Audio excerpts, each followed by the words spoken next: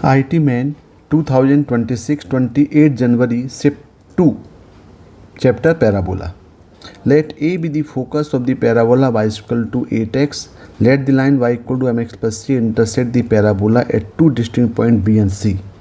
If the centroid of the triangle ABC is 7 by 3 and 4 by 3, then BC square is equal to. तो देखें यहाँ पे एक parabola दिया हुआ है और एक लाइन इसको इंटरसेक्ट कर रही है।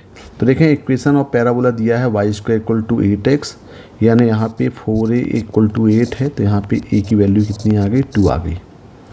तो और बोल रहा है इसका फोकस, तो a जो है फोकस है, तो a कितना हो जाएगा, फोकस होता है a 0, तो यहाँ पे ये हो जाएगा a पॉइंट मिल जाएगा 2 और 0। तो देखें ये तो वर्टेक्स हो गया, that is vertex is O, that is 0 0, और यहाँ पे पॉइंट दिया हुआ है A, तो ये पॉइंट A है, ये फोकस हो जाएगा, ये है 2 और 0।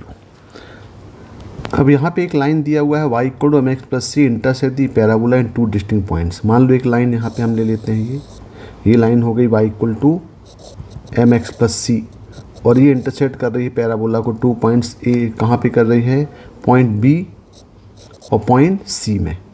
तो हमें ये BC की लेंथ निकालना है। तो देखिए इसकी बहुत सारी मेथड्स हैं, और यहाँ पे क्या दिया है, यहाँ पे दिया है centroid, if the centroid of triangle ABC, मतलब यहाँ जो आपके पास सेंट्रॉइड बन रहा है, ये एक ट्रायंगल बन रहा है ABC, इसका सेंट्रॉइड हमारे पास गिवन है, इसका सेंट्रॉइड यहाँ पे कहीं G होगा, और G कितना दिया है, ये दिया है 7 by 3 और 4 by 3। तो पहले हमें B और C कोऑर्डिनेट निकालने पड़ेंगे। अब यदि हम इसको, क्योंकि यहाँ पे M और C भी अननोन है, तो बेटर है कि हम ये B और C को पॉइंट ऑन दी पैराबोला है, तो इसको हम पैरामेट्रिकली पॉइंट ले लेते हैं। तो पैरामेट्रिकली पॉइंट लें तो ये हो जाएगा, पैरामेट्रिक इक्वेशन होते हैं पैराबोला के AT स्क्वायर 2AT, तो ये हो जाएगा 2T1 स्क्वायर और 4T1, और जो C पॉइंट है ये हो जाएगा ट्वाइस ऑफ T2 स्क्वायर और 4T2। अब देखें ट्रायंगल ABC तीनों पॉइंट्स हमारे पास मालूम हो गए। अब इसका सेंट्रॉइड जो है ये दिया है 7 by 3 और 4 by 3, ये अप्लाई कर देते हैं, यानी जो सेंट्रॉइड है ट्रायंगल ABC का G, ये पॉइंट दिया हुआ है 7 by 3 एंड 4 by 3।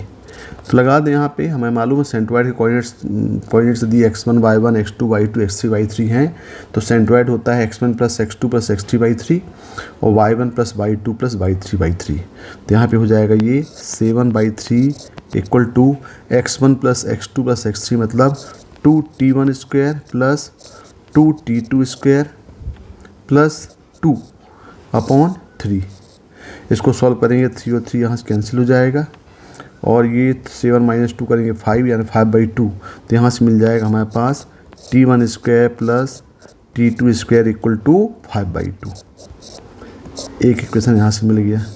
बिल्कुल सिमिलर हम y कोऑर्डिनेट के लिए सॉल्व करेंगे, तो y कोऑर्डिनेट यहाँ पे मिल जाएगा आपको, यानी y कोऑर्डिनेट यानी 4 by 3 equal to y1 plus y2 plus y3, यानी हो जाएगा 4T1 plus 4T2 bye plus 0 by 3, तो 3 और 3 कैंसिल हो गए, तो यहाँ से मिल गया T1 plus T2 equal to 1।